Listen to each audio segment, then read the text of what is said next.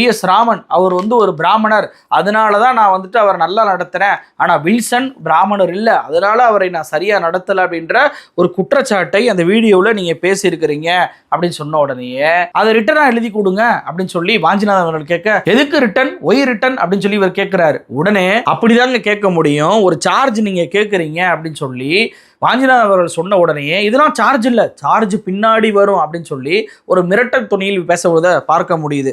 உடனே இவர் என்ன சொல்றாரு, எங்களுக்கும் ரூல்ஸ் தெரியும், நாங்க ஒன்றும் முட்டாள் கிடையாது, உங்க கூட நிற்கிற உங்களுடைய மக்களுக்கும் உங்களுடைய முன்னாள் நீதிபதிகள் ரிட்டையர்ட் ஆன நீதிபதிகளுக்கும் எல்லாருக்கும் போய் சொல்லுங்க, நாங்க ஒன்றும் முட்டாள் இல்லை அப்படின்னு சொல்லி சொல்றாரு. உங்களுக்கும் ரூல்ஸ் என்னன்றது கேட்குறீங்களே, அப்ப தலைமை நீதிபதிக்கு ஒரு வழக்கறிஞர் புகார் அனுப்புனார் அப்படின்னா அது நியாயப்படி அந்த புகாரை நீங்க ஆஜராகி விளக்கம் அளிக்கலாமே. அதே போல உங்களுடைய வழக்கை நீங்களே விசாரிக்க கூடாதுன்ற ரூல்ஸ் இருக்கு. நோட்டீஸ் அனுப்புவதும் பிரிவு 21 படி சட்டம் முரணானது அப்படின்னு சொல்றாங்களே, இதெல்லாம் ஏன் உங்களுக்கு தெரியாம போச்சு, இது ரூல்ஸ் தானே. உடனே வாஞ்சிநாதன் என்ன சொல்லிட்டாருன்னா, நீங்க எப்பவுமே உங்களுடைய ஐடியாலஜியில அப்படியே தான் இருப்பீங்க, எங்களுக்கு இது தெரியாத விஷயமா அப்படின்னு சொன்ன உடனேயே அதையும் 2.25 இந்த வழக்க வைக்கிறேன் அப்படின்னு சொல்லிட்டு மீண்டும் 2.25 இவர் என்ன தெரியுமா சொல்ல ஆரம்பிச்சிட்டாரு, நான் பதில் சொல்வீங்களா மாட்டீங்களா அப்படின்னு சொல்லிட்டு மறுபடியும் முதல்ல இருந்து ஆரம்பிக்கிறாரு. எழுத்துப்பூர்வமா கொடுங்க அப்படின்னு சொல்லிட்டு அவர் கேட்ட உடனேயே உங்களை எல்லாம் போராளின்னு எப்படி சொல்லிக்கிட்டு இருக்கிறாங்க, நீங்க எல்லாம் ஒரு காமெடி பீஸ் அப்படின்னு சொல்லிட்டு மீண்டும் வார்த்தை வர்றாரு இந்த நீதிபதி சுவாமிநாதன் அவர்கள். பதில் சொல்ல தயாரில்ல அப்படிதானே?